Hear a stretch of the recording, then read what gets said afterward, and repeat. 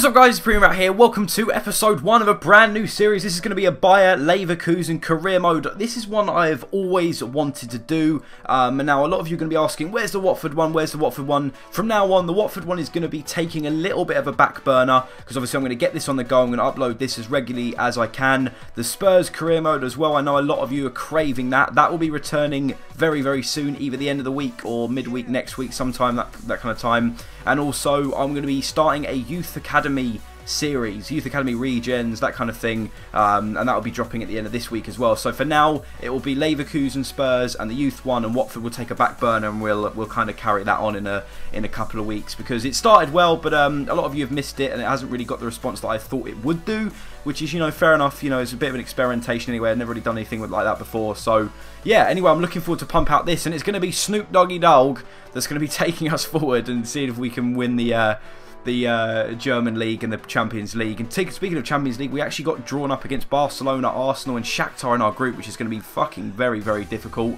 But after all the kind of stuff at the start was done, we decided to go into the left-hand pre-season tournament because it had the most prize money. I think it was like 6.6 mil as well. And obviously we had the 60% bonus as well. So I think we had like 27 million pounds to spend, which is pretty decent, to be fair. And after all that was done, we had a couple of emails from the board. First one was that they wanted us to qualify for the Champions League, which is, you know, fairly reasonable, to be honest with you. Leverkusen do nail a Champions League spot pretty much every year. And other than that, they wanted a last 16 cup run, and this one was just to say that we'd been drawn up against Lazio, Newcastle and Valencia in the pre-season tournament group. But straight into the transfer list then, we just had a look at the squad, decided who was going to go and who weren't going to go, and the first one to go was David Yeldell? I think it's how you pronounce it, or Yelly Deli, something like that. I ain't got a clue. He's American anyway. He's about 35, goalkeeper, was never, ever going to play for us, so we just cancelled his contract straight away. Other than that, we also looked at the right-back positions as well. That was looking pretty weak, so we were potentially looking to bring in a new right-back. We listed up Hilbert there because he was getting on, had nothing really about him, had no stats that would really kind of stand out. And other than that as well, it was becoming evident pretty much straight away that we needed some centre mids. We needed cams, centre mids, defensive mids, anyone that can play across those three positions. So that was the main focus for our transfer dealings in this episode.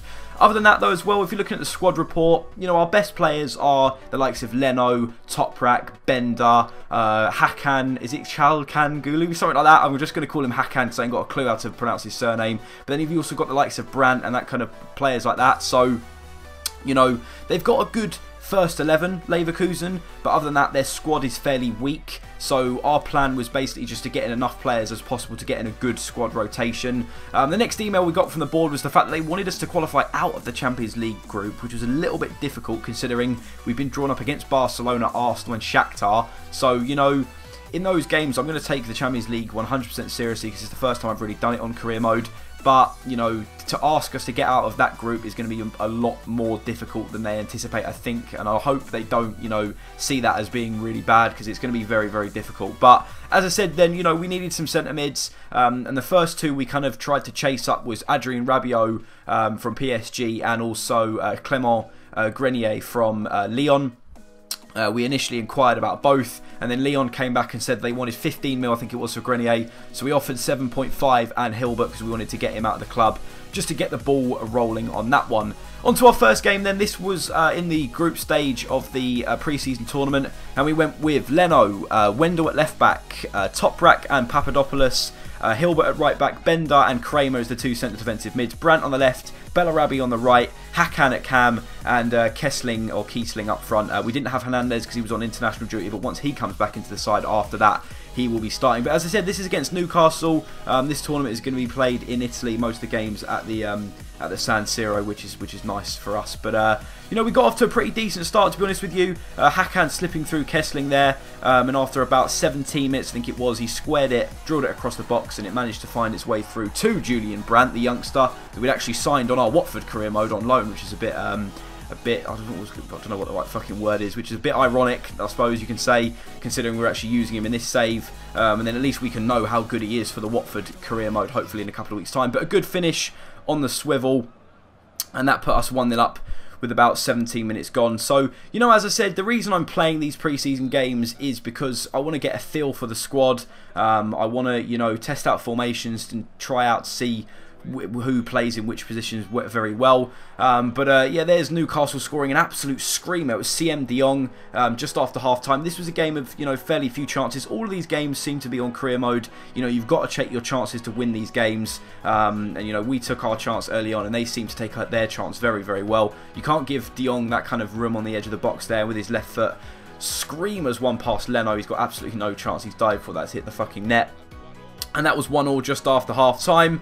And after that, Newcastle kind of grew into the game a little bit. This time it was Tonev, I think it was, forcing a good save out of Leno to deny them the 2-1 lead. And then we had a couple of chances ourselves. We brought on Memendi, I think it's how you pronounce it, Memedi.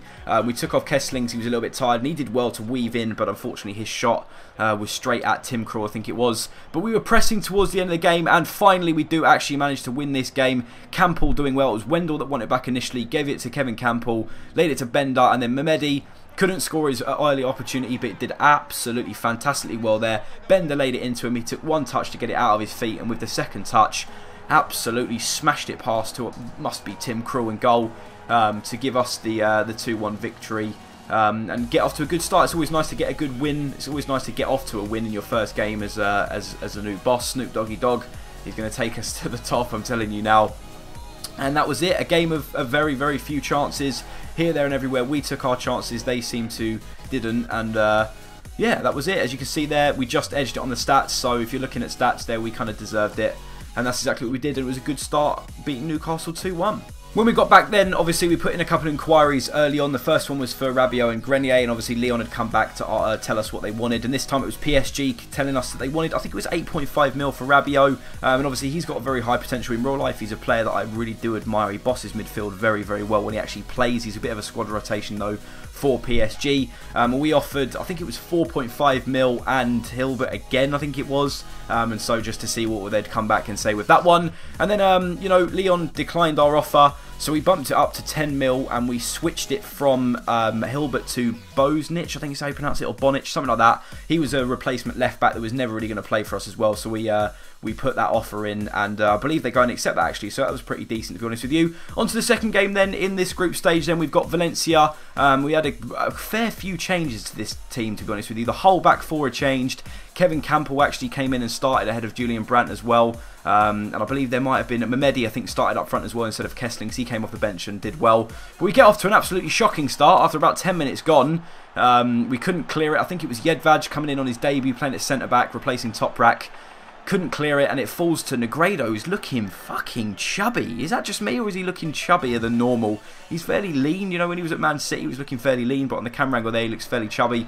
But it was a good finish from him nonetheless. Took it with his one touch with his left foot and then banged it in with his right foot to give him the 1-0 lead. And then straight after, though, we hit back fairly well, to be honest with you. I have no idea how that challenge doesn't warrant a booking. Campbell just gets absolutely smashed to bits there. But as a resulting free kick, we whipped it in, and there's Memedi on his debut. Couldn't put it in. The keeper was rooted. I genuinely thought that was in. And ladies and gentlemen, that was our only chance of the game. We were absolutely dominated by Valencia. Into the second half then, and Jedvaj, his game is just going from bad to worse. To be honest with you, a very, very, very soft penalty, if I'm honest with you. He's only just coming in to try and, you know, brush Negredo aside there. He ends up taking the shot and it goes miles wide anyway.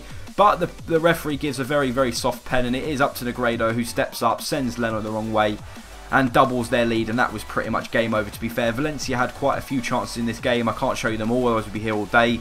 But they could have generally won this game 4-5-0. But it wasn't to worry because, you know, as I said, this was our rotated side. We had the whole of the back four was changed, and a couple of changes up front as well. So we had like 5 or 6 or 7 changes in this side. But again, Jedvaj, his day is going from bad to worse. He can't clear the first one, gives away the penalty, and then almost gives away the third there. But it was up to Leno to deny their third goal with a brilliant save near post. But that is how it finishes, 2-0 then. And that gives us 1 win and 1 defeat in the opening couple of games in this pre-season tournament. But, you know, we were looking all right. Once we get the players back in, we were going to be fine. Anyway, when we got back then, it was time to actually try and pursue a few players. You know, obviously the centre mid position is going to be the big one First one we looked at was Granit Xhaka, a great player for, I have no idea who he actually plays for. It might be Mönchengladbach actually. He's a great little player. On FM he grows into an absolute superstar, so I was looking to pick him up as well. They were looking for about £20 million, I think it was. We also looked at William Carvalho, and we also looked at the main man from last season with Spurs, Moussa Dembele, because we love his mobility in midfield. And other than that as well, we looked at a couple of wingers. Felipe Anderson from Lazio, he's got like 93 pace or whatever as well, 4-star skills. Brazilian, he grows into an absolutely fantastic player. We also had a look at Paco, I have no idea how to pronounce his surname, but we also surprisingly looked at Ross Barkley as well, because he can play at cam, he can play at centre mid, and we can play at defensive mid as well. And last one we looked at was Nabil Bentaleb, and we ended up putting in a cheeky bid for him. And that's pretty much it for today's episode. Last bit of training here. I'm going to leave you on a bit of a cliffhanger, and you'll have to wait and see in the next episode who we actually do end up pursuing and who we do end up signing, because we make a lot of signings, a lot of transfer activity in and out of the club to come. So if you're looking forward to that, that would be really wicked if you could drop a thumbs up on this video. If we could hit 100 likes, that would be amazing. If you're new around here, please do not forget to subscribe. If you're not already following me on Twitter as well, the links that will be down in the description. Apart from that, I love you all, and I'll see you guys tomorrow with another episode of the Leverkusen Career Mode. Goodbye.